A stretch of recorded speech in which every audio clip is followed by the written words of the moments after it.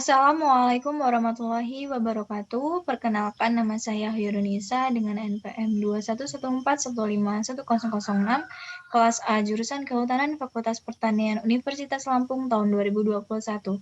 Di sini saya akan mempresentasikan PPT tentang pemanfaatan bakteri kitinolitik dalam menghambat pertumbuhan Curvularia sp, penyebab penyakit bercak daun pada tanaman mentimun. Poin-poin yang akan saya bahas yaitu yang pertama pendahuluan, yang kedua bahan dan metode, yang ketiga hasil dan pembahasan, dan yang terakhir adalah kesimpulan. Mentimun merupakan salah satu jenis sayur yang cukup diminati karena banyak mengandung mineral seperti kalsium, fosfor, kalium, dan besi, serta vitamin A, B, dan C, dan juga serat. Bab yang pertama yaitu pendahuluan. Salah satu penyakit yang umum menyerang tanaman adalah serangan bercak daun yang disebabkan oleh fungi patogen. Warna bercak bervariasi, mulai dari kuning, coklat, hitam, dan ada yang memiliki lingkaran-lingkaran yang memusat. Penyakit yang dikelompokkan ke dalam bercak daun terutama oleh fungi patogen dari genus Curvularia, Alternaria, Helminthosporium, Cercospora, dan lain-lain. Identifikasi. Menurut Simangun 1999, jamur patogen dapat masuk ke dalam bagian tumbuhan melalui luka, lubang alami, atau dengan langsung menembus permukaan bagian tumbuhan yang utuh. Menurut Parintawong et al., gejala awal penyakit bercak daun yang disebabkan oleh Curvularia sp berupa bercak kuning yang menginfeksi tajuk dan helai daun yang lama-kelamaan menjadi bercak kering berwarna coklat abu-abu sehingga mengkerut dan mati. Siklus hidup Curvularia sp terutama disebabkan dengan konidiumnya, baik karena terbawa angin maupun karena percikan air hujan dan air siraman dan juga oleh serangga. Bakteri kitinolitik dapat memecah dan mendegradasi kitin, penyusun dinding sel fungi sehingga bakteri ini sangat potensial untuk menghambat pertumbuhan fungi patogen pada tanaman. Bakteri kitinolitik menghasilkan enzim kitinase untuk asimilasi kitin sebagai sumber karbon dan nitrogen. Contoh bakteri kinolitik adalah Streptomyces, Bacillus Enterobacter, Areomonas, dan Serratia.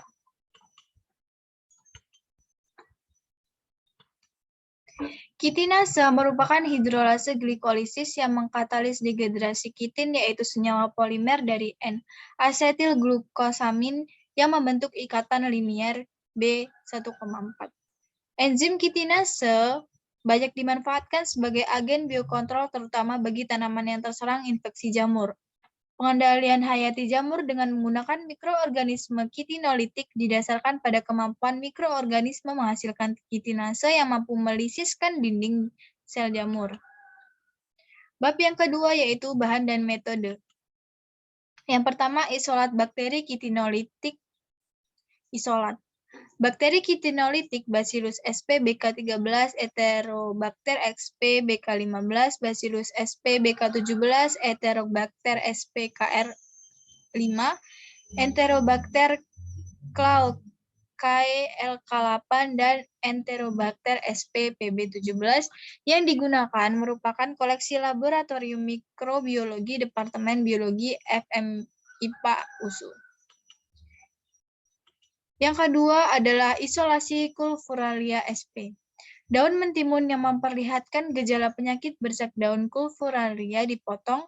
Selanjutnya, potongan tanaman tersebut didesinfeksi dengan larutan 2% NaClO kurang lebih selama 10 detik dan dicuci dengan aqua steril sebanyak 3 kali, kemudian ditanam pada media potato dextrose agar PDA. Setelah miselium tumbuh, diinokulasikan kembali pada media PDA baru untuk mendapatkan biakan murni. Pengamatan dilakukan secara makroskopis dan mikroskopis untuk mengidentifikasi jamur. Yang ketiga yaitu uji antagonis isolat bakteri kitinolitik terhadap Curvularia sp. Biakan fungi Curvularia sp diinokulasi di tengah medium garam minimum kitin MgMK 0,7 gram K2HPO4 0,3 gram KH2PO4, 0,5 gram MgSO4, 7H2O, 0,01 gram FeSO4, 7H2O, 0,001 gram ZnSO4, 0,001 gram NnCl2, 72,7 ml kolodial kitin, 12,5% dalam 1000 ml, ditambah kamir 2% dengan jarak 3,5 cm dari cakram tempat inokulum bakteri. Kemudian, biakan tersebut diinkubasi selama 72 jam pada suhu 28-30 derajat Celcius.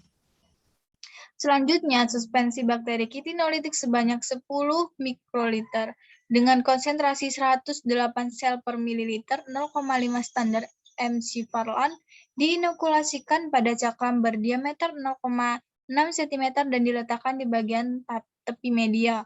Pengulangan dibuat sebanyak 2 kali.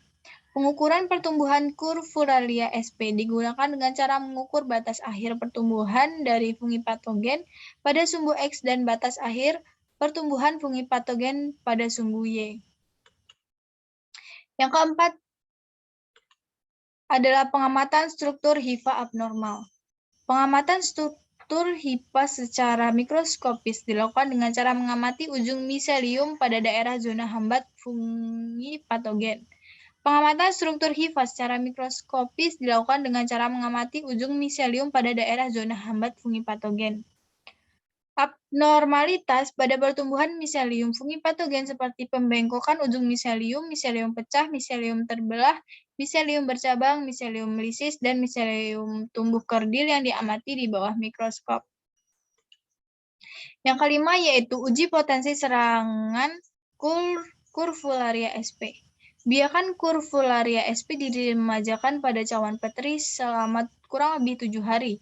Selanjutnya, biarkan Curvularia sp tersebut diinokulasikan pada 120 ml media glucose broth di dalam labu Erlenmeyer 250 ml dan diinkubasi pada suhu 28-30 derajat Celcius selama kurang lebih 10 hari. Suspensi Curvularia sp sebanyak 120 ml atau setara dengan 4 kali 106 conidia per mililiter dicampurkan dengan 600 gram campuran tanah dan kompos steril di dalam nampan plastik berukuran 30 cm x 38 cm x 7 cm.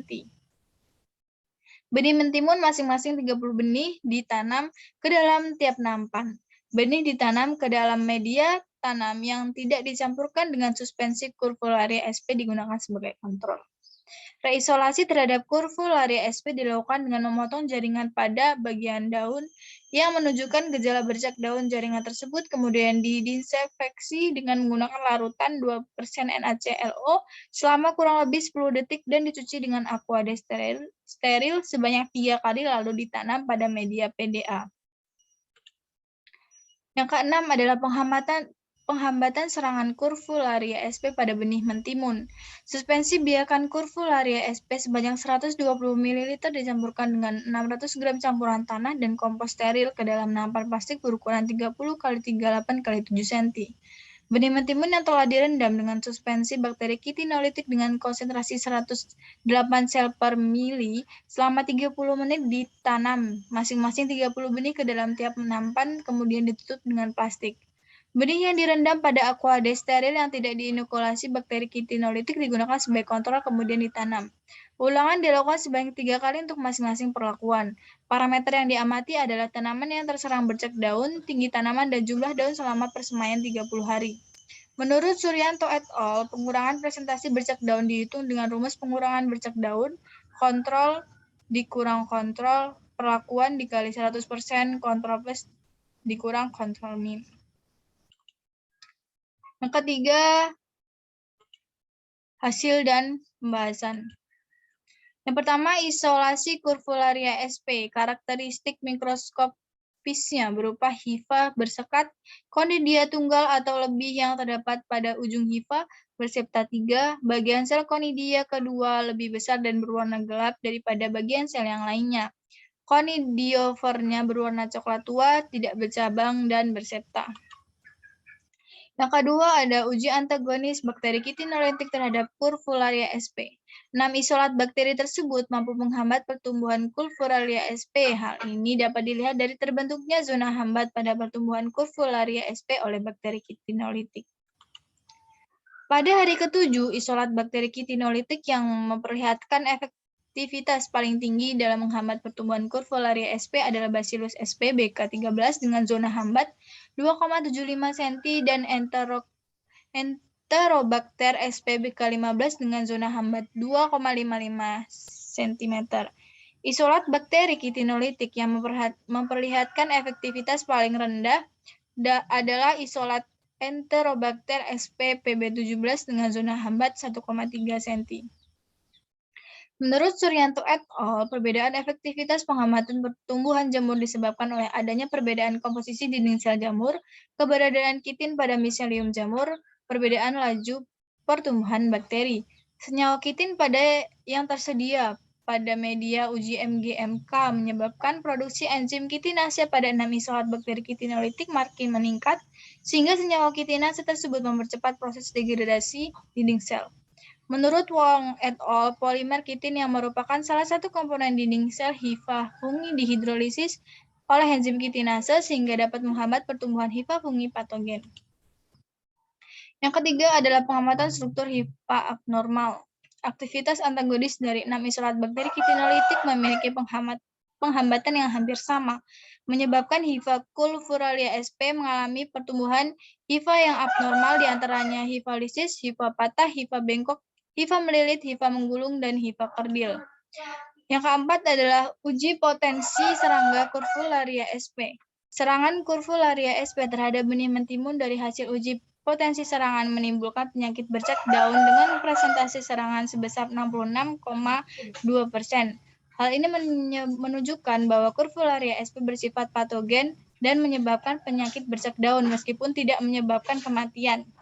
Reisolasi dari bagian daun mentimun yang terserang bercak daun menunjukkan bahwa serangan bercak daun pada mentimun disebabkan oleh jamur patogen Curvularia sp. Yang kelima adalah pengamatan serangga Curvularia sp pada benih mentimun. Conidia Curvularia sp menginfeksi jaringan daun inang masuk melalui stomata daun dan berkembang biak di jaringan daun seperti epidermis atau palisade sehingga menyebabkan bercak pada daun. Produksi Conidia terjadi pada bagian jaringan daun yang hidup. Spora tersebar ke daun yang sehat melalui angin dan percikan air. Dari hasil uji antagonis in vitro, dapatkan hasil presentasi bercak daun tertinggi pada kontrol plus mencapai 66,02% dari total kecambah yang tumbuh, sedangkan kontrol min tidak terserang bercak daun.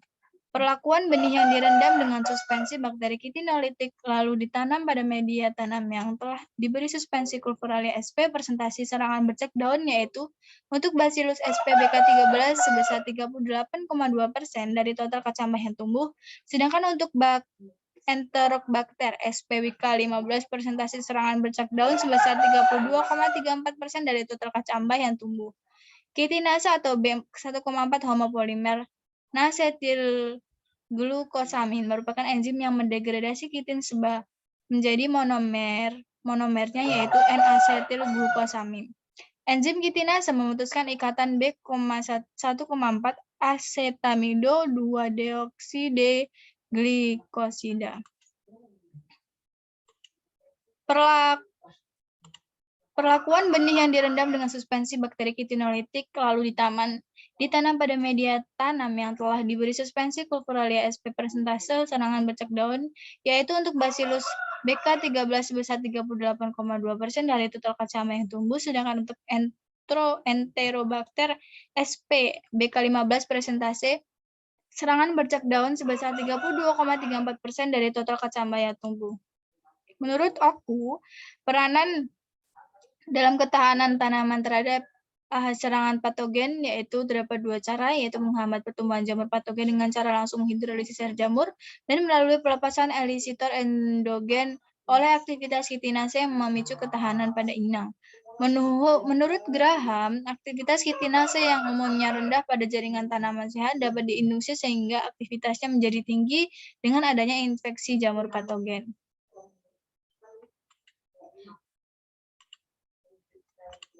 Pada pengamatan minggu keempat, diperoleh bahwa rata-rata tinggi tanaman yang paling tinggi adalah pada perlakuan bakteri Enterobacter SPBK 15 dengan rata-rata tinggi tanaman mencapai 46,06 cm, sedangkan rata-rata tinggi tanaman yang terendah pada kontrol plus dengan rata-rata tinggi tanaman 42 cm.